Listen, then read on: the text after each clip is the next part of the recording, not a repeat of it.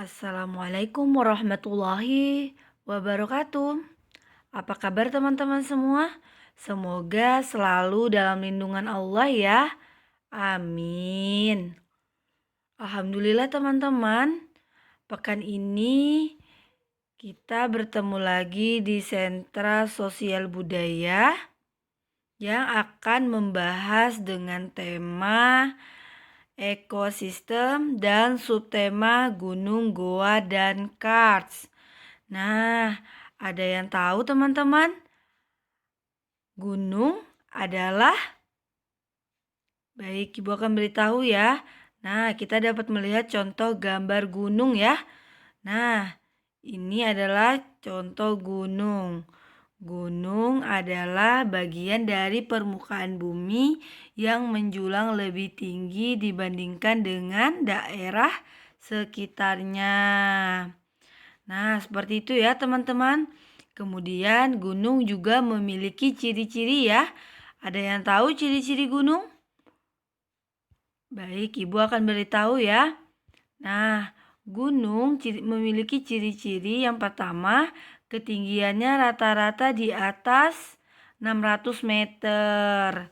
Lebih tinggi dari bukit, cenderung curam, kemudian membentuk kerucut, memiliki puncak. Lalu semakin ke puncak, suhu semakin rendah. Nah, kemudian tidak hanya ciri-ciri ya teman-teman. Gunung juga memiliki manfaat.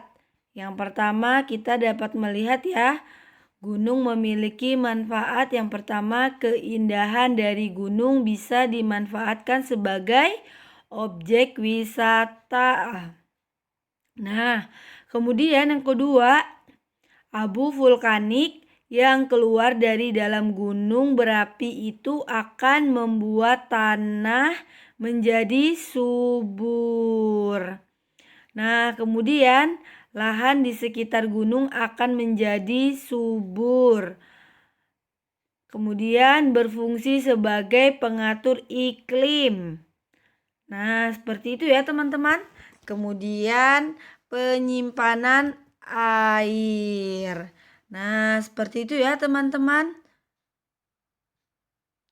Nah, ternyata gunung juga terdapat di Indonesia. Nah, teman-teman, ada yang tahu gunung yang terdapat di daerah Indonesia? Nah, baik, Ibu akan beritahu ya. Yang pertama di sini ada gunung asing, terdapat di Provinsi Kalimantan Tengah, di Provinsi Kalimantan Barat ya. Nah, kemudian juga terdapat Gunung Bawang. Nah, Gunung Bawang letaknya di Kalimantan Barat. Nah, kemudian ada Gunung Kaba. Gunung Kaba terdapat di Rejang Lebong di Provinsi Bengkulu ya teman-teman. Nah, teman-teman, kemudian tidak hanya itu saja, ternyata gunung yang terdapat di Indonesia juga terdapat Gunung Latimojong. Nah, Gunung Latimojong adalah satu nama gunung di Kabupaten Enrekang, Sulawesi Selatan. Nah, kemudian ada juga Gunung Kelabat. Gunung Kelabat merupakan gunung tertinggi di Provinsi Sulawesi Utara ya. Nah, kemudian terdapat Gunung Puncak Jaya. Nah, Gunung Puncak Jaya terdapat di Papua ya, teman-teman. Nah, teman-teman, kemudian tidak hanya itu saja ya teman-teman. Di sini juga kita dapat lihat ya gunung yang sering dikunjungi oleh wisatawan. Nah, alhamdulillah ya. Yang pertama kita dapat lihat di sini Gunung Rinjani. Gunung Rinjani sering dikunjungi dan termasuk tempat wisata terbaik di Asia Tenggara sampai Nusa Tenggara Barat. Nah, seperti itu ya teman-teman. Kemudian Gunung Bromo. Nah, Gunung Bromo Jawa Timur terletak di Lumajang dan Probolinggo. Gunung Bromo ini terkenal dengan pemandangan yang menakjubkan ya teman-teman. Nah, seperti itu ya teman-teman, gunung yang sering dikunjungi oleh wisatawan Indonesia. Nah, ternyata tidak hanya itu saja ya teman-teman. Gunung yang sering dikunjungi ternyata juga ada Gunung Semeru di Jawa Timur. Gunung terindah di Indonesia juga berhasil menjadi salah satu gunung yang paling ramai dikunjungi. Wilayah ini terdapat di Kabupaten Malang dan Kabupaten Lumajang. Nah, kemudian juga terdapat Gunung Jawa Timur, Gunung Ijem ya, Ijen. Gunung Ijen di Jawa Timur. Gunung Ijen ini terkenal dengan keindahan kawahnya ya teman-teman. Nah, kita dapat melihat kawahnya ya. Nah, kawahnya terdapat di wilayah Banyuwangi dan Bondowoso. Nah, seperti itu ya teman-teman. Alhamdulillah ya teman-teman. Kemudian kita beranjak ke ekosistem goa. Nah, teman-teman, ada yang tahu goa adalah? Benar, Ibu akan beritahu ya. Di sini pertama kita dapat melihat contoh gambar goa ya. Nah, goa adalah sebuah lubang alami di tanah yang cukup besar dan dalam, atau beberapa bagian di dalamnya tidak menerima cahaya matahari ya teman-teman. Nah, seperti itu ya. Nah, ternyata goa juga memiliki ciri-ciri ya. Ada yang tahu ciri-ciri goa? Nah, baik, Ibu akan beritahu ya ciri-ciri goa. Yang pertama di sini, batas-batas yang jelas. Kemudian ruang yang tertutup. Kemudian kegelapan. Nah, seperti itu ya teman-teman untuk ciri-ciri goa. Nah, ternyata goa juga memiliki manfaat ya teman-teman. Nah, ada yang tahu apa saja sih manfaat goa? Iya, benar. Yang pertama, daya tarik wisata budaya ya. Nah, kemudian kelembapan, kemudian aliran udara yang stabil. Masya Allah ya teman-teman. Nah, teman-teman, ada yang tahu tidak? Ada yang tahu daerah yang termasuk kategori goa yang terdaftar di Indonesia? Ada yang tahu yang terdapat di wilayah Indonesia? Nah, baik, Ibu akan beritahu ya. Nama-nama goa yang terdapat di wilayah Indonesia. Yang pertama kita dapat lihat di sini ya. Goa Biru di Maratua, Kepulauan Derawan, Kabupaten Berau, Provinsi Kalimantan Timur ya teman-teman.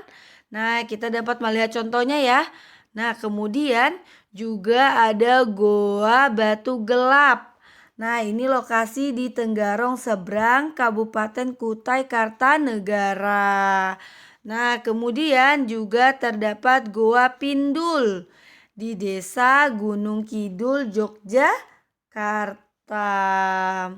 Nah, kemudian juga terdapat Gunung Gong. Goa Gong. Goa Gong terletak di wilayah Jalan Salam Salam Bomo. Ini terdapat di Kabupaten Pacitan, Jawa Timur.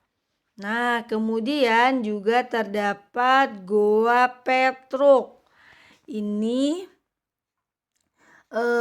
di Kabupaten Kebumen, Provinsi Jawa Tengah ya teman-teman. Nah, alhamdulillah ya teman-teman. Kemudian kita akan beranjak ke ekosistem karst. Nah, teman-teman, ada yang tahu karst adalah? Nah, baik, Ibu akan beritahu ya.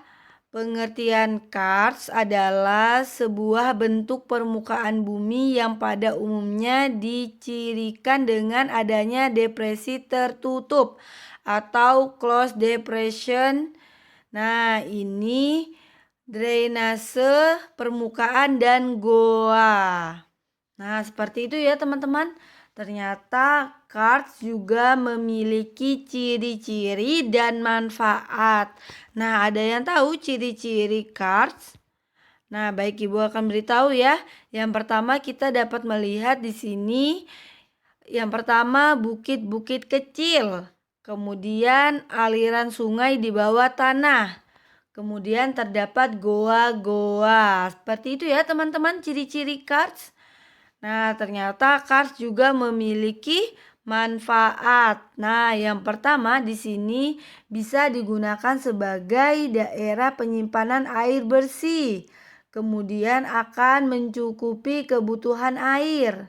Nah, kemudian serta terdapat banyak cekungan di sekitarnya. Seperti itu ya, teman-teman.